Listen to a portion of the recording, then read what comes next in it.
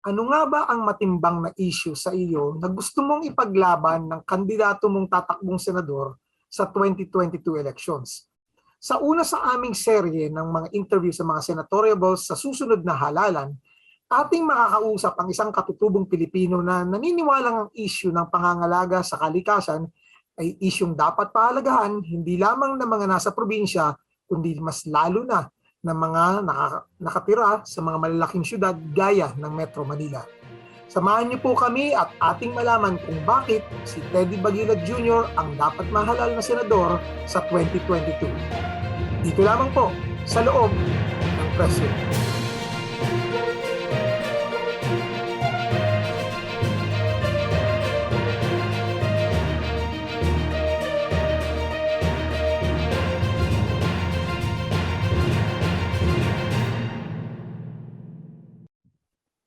Isang magandang araw po sa inyong lahat at welcome inside the press room kung saan ating pinag-uusapan ang mahalagang issue ng ating bayan kasama ang mga reporters at newsmakers ng ating bayan.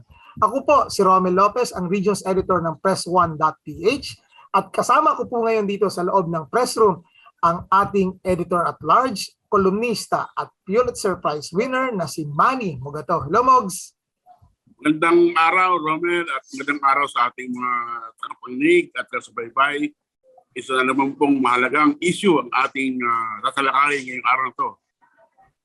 Naiiba po ang background ni Manny ngayon, pero hindi po namin sponsor yan. Baka isipin nyo, sponsor namin yung kulay pink, ano? Kulay pink. Wala akong kinalaman yung kulay na yun.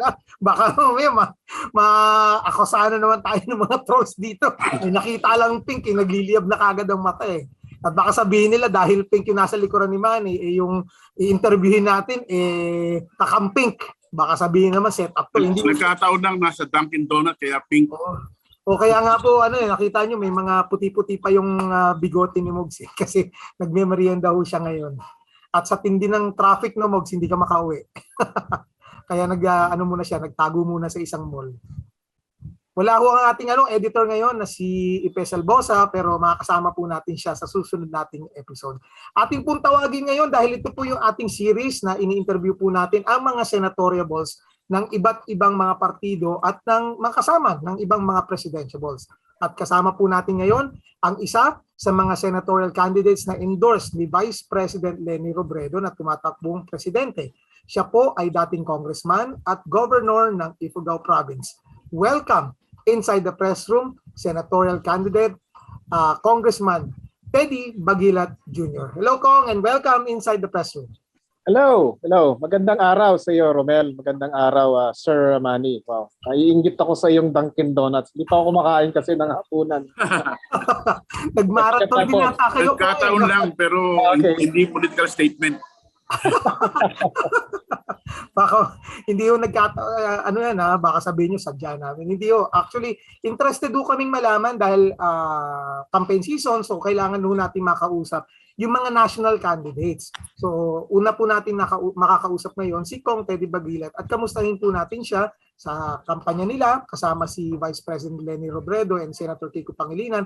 At syempre po, kung ano po yung magiging plataforma ng gobyerno niya once he is elected as senator. So, Kong Teddy, anong po ba at bakit po kay Ma'am Leni kayo sumama as a senatorial candidate?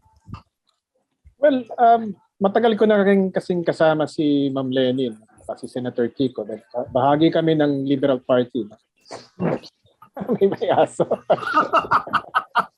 Bigyan mo special guest po tayo.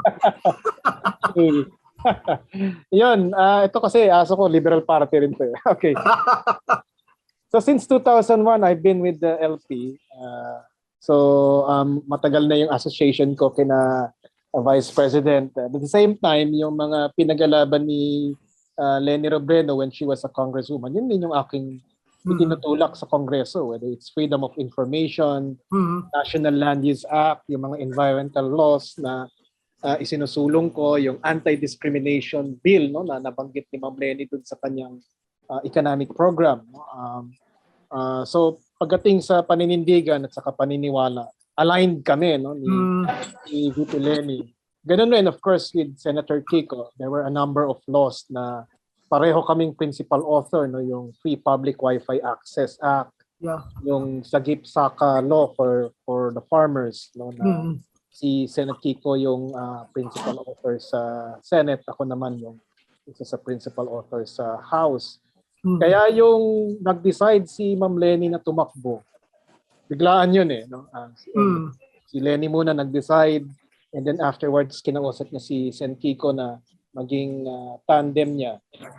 So nung nag-decide rin si Kiko from Senate to Vice President, ako yung pangatlong na nasama doon, no? Doon sa domino effect. Oo. Kasi ang talagang plano ko noon, Romel, na Sir Manny, was either to run for governor in Ifugao or maging active sa campaign ni Ma'am Lenny. So I was really surprised nung kinausap ako ni Senator Kiko na mag-represent ng Katutubo and of course the Solid North because from the Cordilleras, no? Mother ko naman is Gandang Ilocano from Nueva Vizcaya at sa Pangasinan. So they wanted diversity within the slate. So naisip ko naman na for the longest time, isa rin yung sa panaginip ko na one of these days sana merong Katutubo na umupo sa Senado to represent the Cordillerans kasi never has there been a Cordilleran indigenous person in the Senate. No? At mailaban ko na rin yung aking matagal nang ipinagalaban sa House of Representatives. No? So, napakahirap ipasa yung mga batas on natural resource management. Right. Whether it's not National Land Use Act or bagong batas sa pagmimina, or a law that bans commercial logging dun sa remaining natural forests natin. So sabi ko, sige, pagkakataon naman ito na ituloy ko yung aking advocacy doon naman sa Senado. Right. So it was a providential decision on my part nung tinanggap ko yung alok nila Ma'am Lenny at saka ni Senator Kiko to be part of the slate. So that's the reason why I'm with the tropa, not just because of my long association with LP, but nagating rin sa mga paninindigan, sa ideology, at saka sa plataforma. Magkasangga kami nila VP Lenny at saka ni Senator Kiko Pangit. So speaking doon sa magkasangga kayo, Kong Teddy, sa plataforma ni VP Lenny, is this the reason na kahit hindi siya officially the Liberal Party standard bearer, magkakasama pa rin kayo? Kasi ang accusations nag-independent lang si VP Lenny para matakasan lang yung so-called curse or association sa pagiging Liberal Party. Well, una, no, gusto ko lang idiin, Romel, na whether she's independent or not, she's still liberal. She's still our party chairperson. And siguro kahit anong gawin ni Ma'am Lenny in terms of branding, she will always be associated with the LP, the Liberal Party. Acknowledge naman niya yun. Also for support base, the original support base were the Bilangans. But maganda na rin yung decision niya na naging independent and dumami tuloy yung mga kakamping. Alala ko noon, no, when ako kasi ang chairperson ng Organizing and Membership Commission ng LP. So kami yung nag-organize ng mga chapters, no, of non-politicians all over the country. Ang hirap mag-organize. Talagang maraming takot, maraming tahimik, ayaw nilang ma-identify as dilaw, no? Right. Because the word dilaw was demonized, no? Tinitira yan, no? So it was so difficult. Kaya ako masaya ngayon because yung mga tahimik noon, yung mga hindi sila engaged, no, politically, ngayon nagsisilabasan, no? Dumami na tuloy yung mga kakampings. Pero at that time nung nagsisimula kami, no, nung dilaw pa yung uso noon sa Liberal Party, ilan lang. And acknowledge naman yan ni VP Lenny na her base really is also LP. But now we're happy na dumadami na rin yung mga kakampings na hindi lang Liberal Party. It's more than LP. It's plus. So kung Teddy, ibig sabihin ba yung strategy na magbago ng kulay to pink is very effective kasi mukhang mabigat yung baggage na dinadala ng dilaw ng LP. Yeah. Sinira ng mga trolls. Yes. And in fact, ang kwento ni Ma'am Lenny, hindi naman choice niya yung pink. Nanggaling yun sa mga supporters and mga volunteers na nagtutulak sa kanya na tumakbo, no?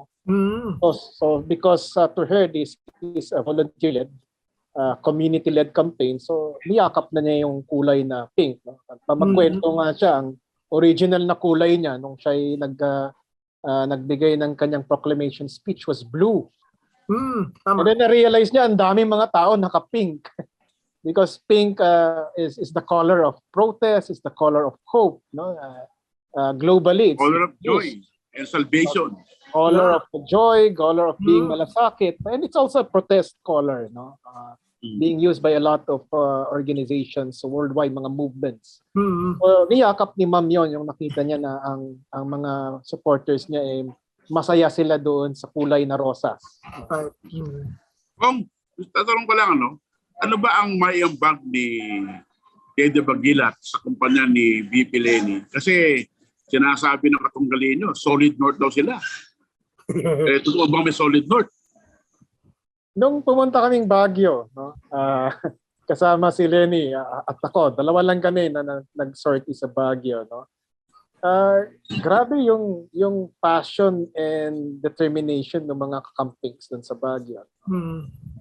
And then we got the support of the major universities in Baguio, right. University of Cordillera, University of Baguio, the St. Louis. Nag-host sila ng mga events doon mismo sa kanilang paaralan, no? It was widely covered by media, and she was even invited sa PMA. That's a big thing. That's a big thing to be a speaker in PMA, and I think they're inviting her again doon sa graduation this March, no?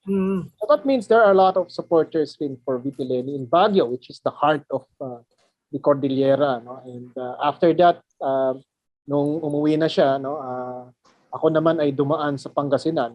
Doon rin, ang daming mga supporters na mga kakampings, no, ni Ma'am Leni. So I think that while, because we are regional when it comes to voting, one might say nga, ang mga Ilocano, yung mga Northern Luzon ay talagang kumikiling, no, doon sa mga taga Northern Luzon. Pero nag-iisip rin, no, ang mga Filipino voters and the Ilocanos. And in fact, ang aking inspiration, no, with regard to Leni Robredo was in the last elections in 2016. No? Nanalo si Leni actually sa 6 of 11 municipalities in Ifugao. Right. 6 of 11 municipalities. Nanalo si Marcos overall, pero maliit lang yung diferensya. Pero yung 6 sa 11 mga munisipyo sa amin, panalo si Leni. And I think even during the snap elections, no, hindi pa ako bumoboto noon. Bata pa ako noon. Pero panalo si Cory Aquino in Ifugao, 60-40 over Ferdinand Marcos. So, I mean, there are people who think not just in terms of regional, but also in terms of yung qualifications, yung program, no, yung track record ng kandidato. So, while there's a solid north, but it's not solid north for just one person.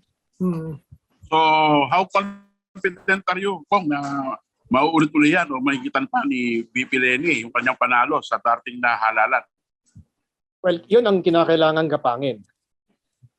Talagang kaya diyan because, lagi ko nga sinasabi sa mga Cordillerans na kasi siyempre maraming mga nasa kabila, no, sa mga Cordillerans. Pero the idea of a Cordillera Autonomous Region started actually nung pinatay si Macliing Dulag.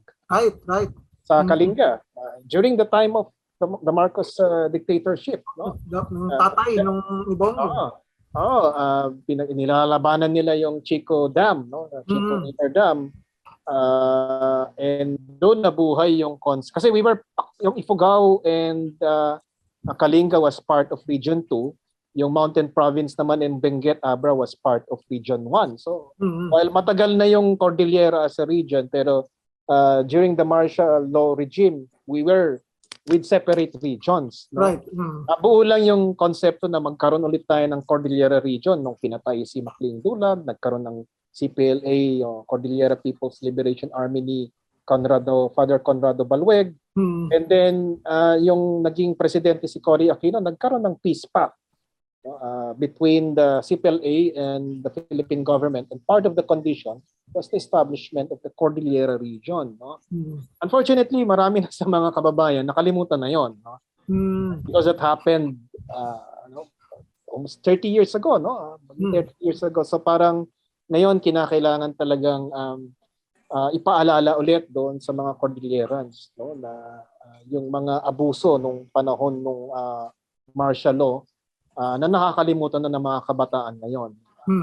But I think yon kinakailangan talagang labanan yung historical revisionism, kinakailangan kausapin ulit yung mga kabataan. Majority of the voters in the Cordilleras now are the younger generations, no? Of course. So yun lang, yung kinakailangan namin gawin para maibalik, no, yung pagtutol natin doon sa diktatoriyang pamumuno sa Cordillera. Kung may I ask kung sa tingin ninyo yung mga issues na very close to the heart of the Cordillerans, like protection of the natural resources, of the environment, and also of the IP lands. Do you think this will also resonate sa mga voters natin sa buong bansa? Or ito ay lang muna, parang naka-box o naka-compartmentalize lang sa mga voters in the provinces? Yung mga nararanasan na natin ngayon na grabing bagyo, yung mga pagbaha, that's related kasi to the environment. So while matingkad na issue yung mining, for instance, in Vizcaya or in the provinces dyan sa Mindanao, no?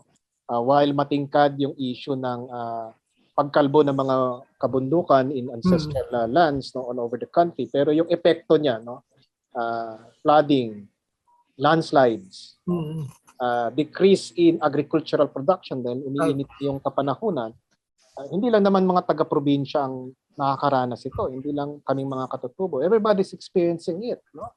From the west to the east, no? From the north to the south. No?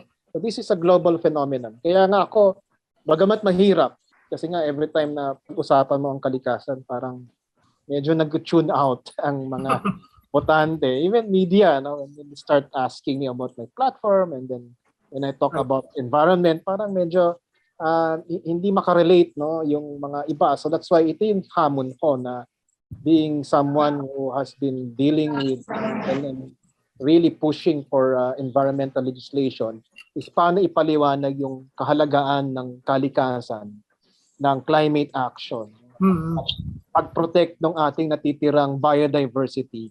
Paano ito maging isang electoral issue? Because actually in other countries it is. Right. It is an electoral issue. Pero in Pilipinas, ironically, tayo daw ang isa sa pinaka-vulnerable countries to climate change. Right. Naranasan na natin itong bagyo na dumaan lang, no? Odette, Ulysses, Yolanda, yung flooding, no? Yung pagbawas ng ating food production. We're really affected by climate change. Kaya yun yung aking personal na panata in this election, na to make it to popularize the issue and make it a very important electoral issue during this campaign. At kamusta naman, Kong, ang inyong maging dialogue, especially with the youth or yung mga voters natin, when you make them realize na tagos hanggang sikmura yan yung issue ng climate change. Kasi lalo na, kung mahal ang bilihin, lalo na wala kang makain, you can directly relate that sa nangyayaring changes sa ating environment. Sa mga kabataan, medyo nakaka-relate sila. Kunyari, may itang town hall. May mga pagkasaka, may mga businessmen, may mga politicians, and then may mga kabataan. Every time I talk about the environment, ang nag-react yung mga kabataan. That's good. Yung mga pumapalakpak, yung mga sumasang-ayon. Tango. And then, pag nirelate ko yung problema ng mga magkasaka ngayon, di ba? Sugal kasi ngayon ang magsaka, no? Because of this bagyo, all of this El Nino, mataas na yung presyo ng abono, ang baba pa ng benta ng kanilang palay, tapos mababagyo pa. Right.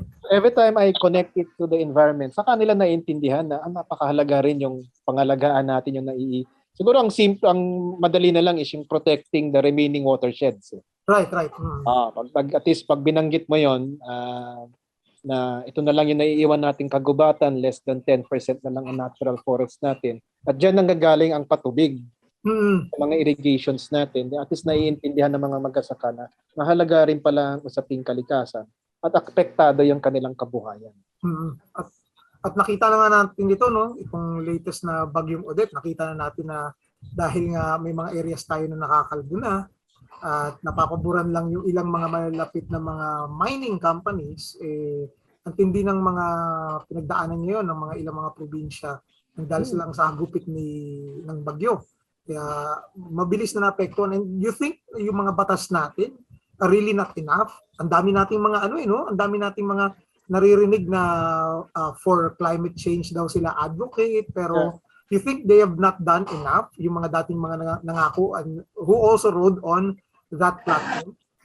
That's actually the cry of everyone globally. No? Governments are not doing enough.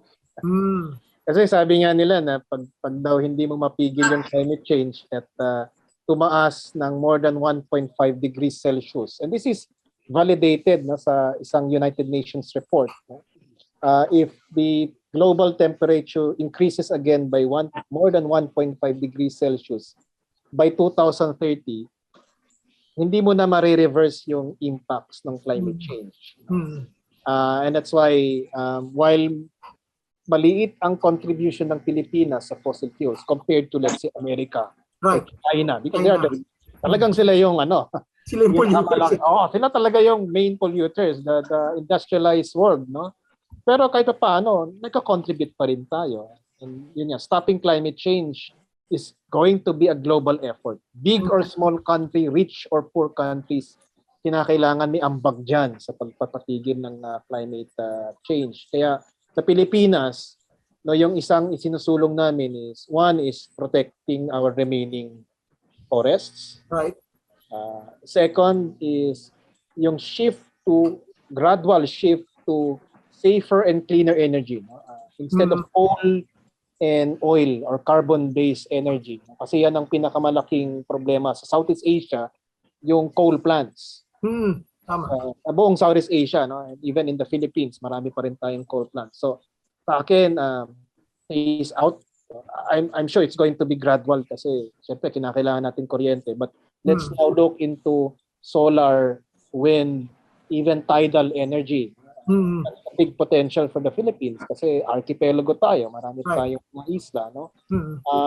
And then itong paggamit ng private vehicles, because that's actually the number one source of fossil fuel emissions, no? Yung marami tayong mga sasakyan Oo example nga sa Singapore, meron silang bagong batas na kada pamilya isang sasakyan lang. They cannot buy a second vehicle, or kung bibili ka, ang laki ng babayaran mo. Right. That's to really reduce yung private vehicles. Pero syempre, Singapore, ang ganda kasi ng public transport. Yun. I was about to say that. Yun ang Hindi maganda ang public transport system natin. Pero yun nga, it's also part of yung lifestyle kasi. Di ba, pwede mo namang lakarin o magbisikleta, pero magka-tricycle pa tayo. Mga ganun. So, I think si Lenny also mentioned about the use of e-vehicles, vehicles, better pedestrian lanes and bike lanes, no, in the cities in terms of urban development. At saka yung binanggit niya sa kanyang economic program na she wants the Philippines to be the center of climate action technology. Ano yon? Radical yan. Kung talagang maging tayo, center of climate action or green technology. Yun rin kasi yung reklamo ng mga scientists sa Pilipinas. Kaya nga may brain drain. Di ba? Ang dami tayong mga gandang inventions, pero hindi nabibigyan ng support. Kaya pumupunta na lang sila binibenta na lang nila sa mga foreign companies. No? Sa akin, marami talagang kinakailangan na itulak na legislation, and hopefully the more people realize that we need climate action, then the more na mapag-uusapan sa Senado yung mga environmental laws na itinutulak namin. Kung may tanong ako na medyo local issue na malapit sa puso nyo, no? Kasi nabanggit yung climate change, kasama naman yung programa nyo sa magsasaka. Kamusta na po yung rehabilitation ng Ifugao rice terraces? Yun, paunti-unti at least na naayos na yung mga terraces walls na nag-collapse, no? Although that's also connected to the environment. Kasi nga dati, pag sinabi mong ulan, mga elders namin sasabihin that rain is gentle, gentle rain. Ngayon, pag malakas ang ulan, no, doon nagkakaroon ng mga pagguho ng mga teradong palayan. Tapos pag wala namang ulan, magka-crack yung mga terraces walls no? Kaya na lang ulan. So it's also related to climate action. But more than anything else, it's also related to yung migration ng mga younger generations outside Ifugao, no. I think that's also our problem with the agricultural sector kasi patanda na ng patanda yung mga farmers natin. Yung mga younger generations ayaw na magsaka. So yun rin yung problema namin, yung abandonment of kasi ang rice terraces ano naman yan hindi naman public property yan. These are ancestral properties, no? Pag-aari yan ng mga pamilya. So syempre pag umalis na yung mga bata doon sa barangay nila, doon sa kanilang ninunong lupa, wala nang magsasaka. So that's the biggest problem in terraces, no? Paano mo makokonvince yung mga kabataan to stay in Ifugao and continue agriculture? So sa akin lang ang sinasabi ko, talagang hindi mo maiiwasan ang mga Pilipino papunta na yan sa syudad Sana magkaroon pa rin ng family decision that some would stay behind, mga IPs magstay doon sa kanilang ancestral land, and then government should really provide them the basic services. Kasi masaya ka naman pag ikaw ay katutubo, masaya ka naman sa probinsya. Diyan din yung mga kamag-anak mo, may mga ritual, simpleng buhay. Simpleng buhay. Pero syempre, ngayon, kailangan mo na ng edukasyon, kailangan mo na ng pera, no? Kailangan mo na ng mga health services. So, provide that, and then for those who migrate, no, to the lowlands or overseas, sila yung magpapadala ng ayuda doon sa mga naiwan na magme-maintain ng kanilang ancestral heritage.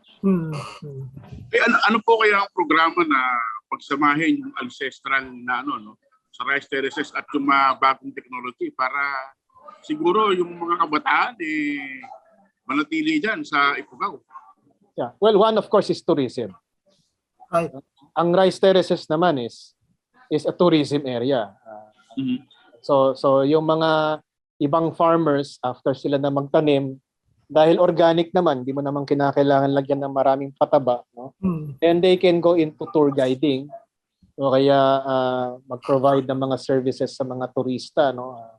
Wood carvings namin, yung aming mga woven materials or woven products na handicrafts namin, yun yung iba pang mga kabuhayan ng mga magsasaka maliban doon sa tour guiding, no? So yun ang challenge, how do you make the farmers benefit from the tourism? Kasi yung sinasabi ng mga farmers pumupunta naman sila dito, libre silang magtanaw ng aming rice terraces, wala namang entrance fee no? So yun yung challenge. Kasi kung hindi mo suportahan yung mga magsasaka, lilisan na lang sila, pupunta na lang sila sa ibang lugar. So to me, it's really also providing them with alternative livelihood, and also sa mga kabataan who opt to stay in rice terraces, no? While they will continue to work siguro in the office or being teachers or being engineers, pero at the same time, mini-maintain pa rin nila yung kanilang rice terraces because this is part of their ancestral.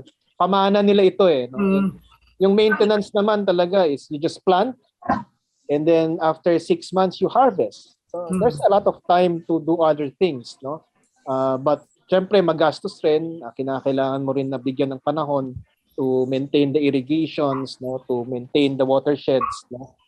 So sa tingin ko naman balance. It has to really be a balance between the modern world and also the indigenous cultural systems that our forefathers live, no, and continue to be promoting even in these modern times. Kung sa kabuang sa Cordillera region na maraming mining areas, ano ba balak ni VP Lenny dyan sa mining issues? Kasi si Pangulong Duterte nagpi-flip-flop sa kanyang policy. Dati ayaw niya ng open pit mining, ngayon gusto niya. Ano ba balak ni VP Lenny dyan?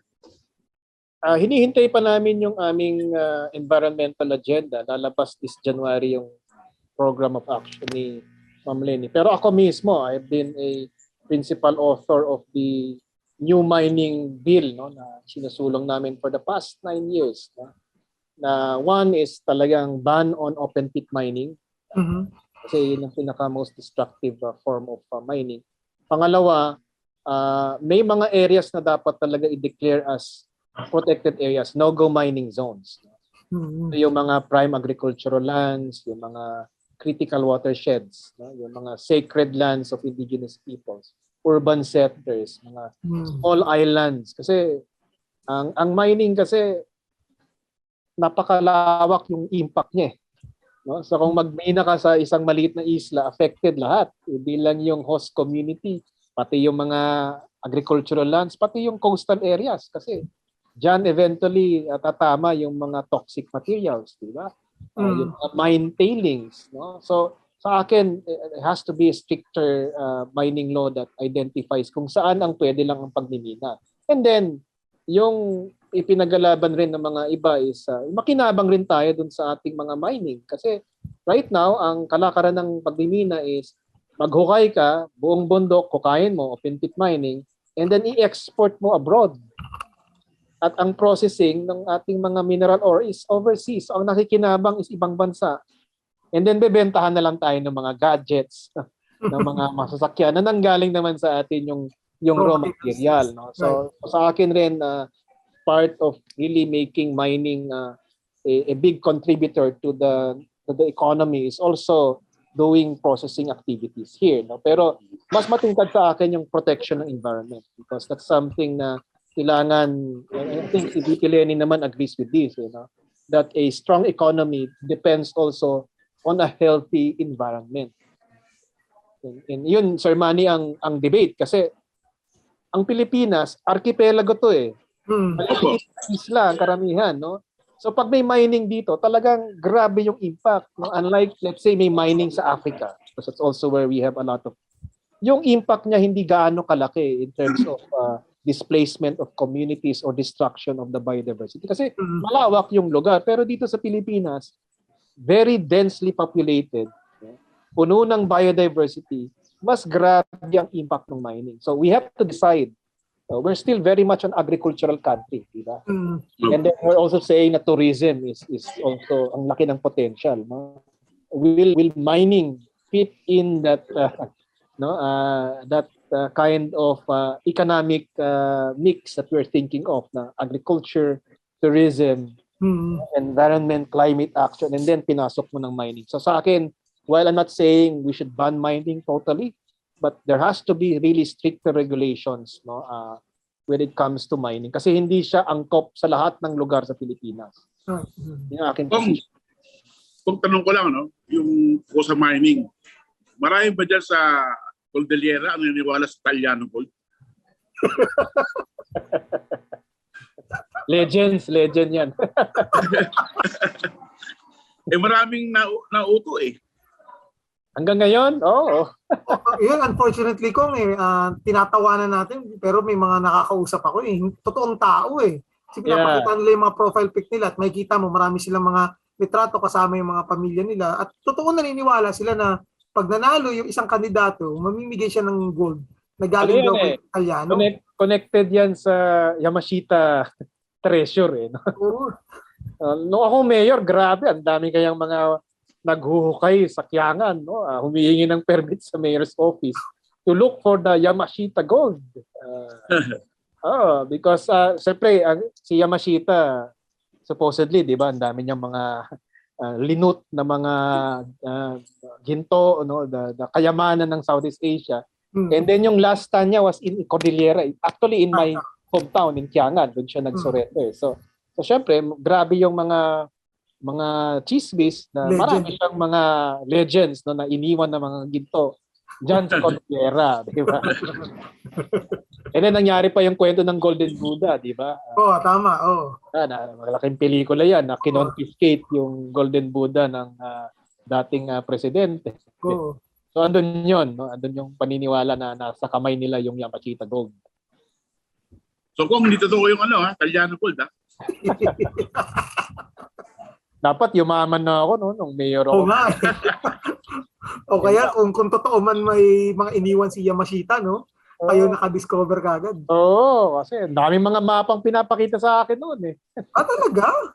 They Para come to support their application. Yeah. Tapos may mga stories na nakausap daw nung kanilang partner, yung dating kapitan ng Japanese Imperial Army na bago siya namatay, sinabi niya, doon sa Cordillera, meron kaming mga linibing, ganyan. No? So they come to us, kung medyo credible yung pagkwento nila eh. No? May mga coordinates pa sila, no? May mga symbols pa sila. No? Wala namang... Wala nakuha. Wala naman nakuha kasi syempre dapat may cut yung probinsya, yung munisipyo. Ganun yun eh. Oo. May mga cut yan. Pati nga Malacanang may cut no, under the presidential decree noon when it comes to treasure digging for the supposedly the Yamashita treasure. Wala naman. I'm sure na merong mga nakuha. Pero I don't think na yung parang Indiana Jones na isang temple of malaking kuweba na puno ng mga ginto, di ba? Mga ganon.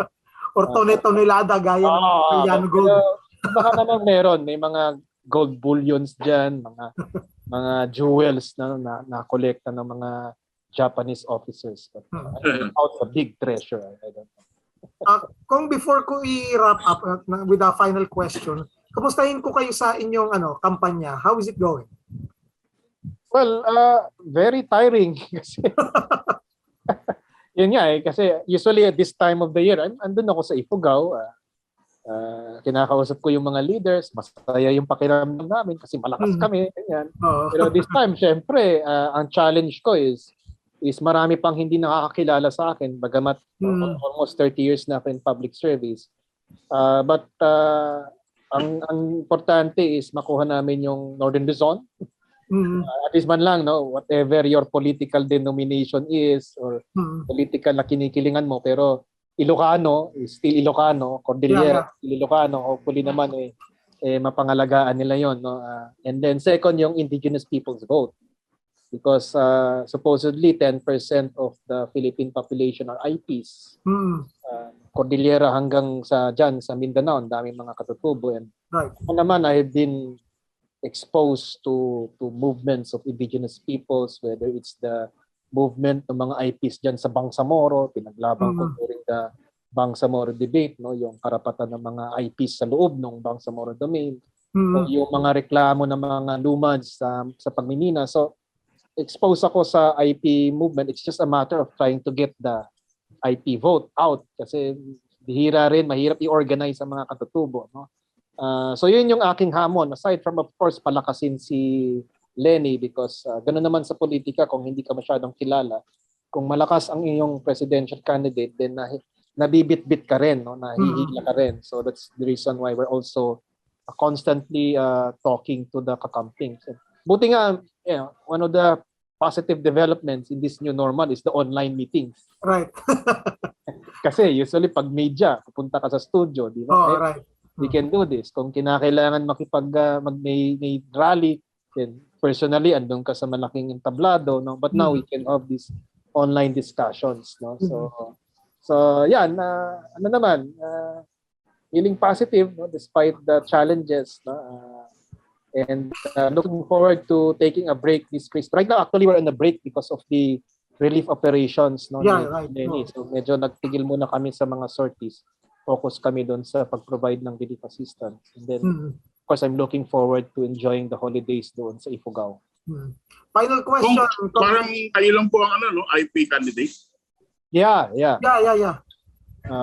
Bihira kasing may mga tumakbo naman before, no? Pero bihira mangyari ito because mostly yung mga IPs, mahirap nga silang i-organize and sa political constituency, hindi siya kasing lakas ng, let's say, yung mga manggagawa o yung mga magsasaka, no? But right now parang what I'm saying is siguro it's about time na rin na kilalanin natin na pwedeng matambag ang mga katutubo sa national discourse, no? Tama. Final question, Kong Teddy. Bakit bakit ang isang Teddy Baguilat Jr. ang aming iboboto sa 2022 senatorial election? Kailangan naman natin ng mga bagong mukha sa Senado. Marami ng mga problema natin, systemic. Malalalim yung ugat sa agrikultura, sa corruption. So we need progressive lawmakers.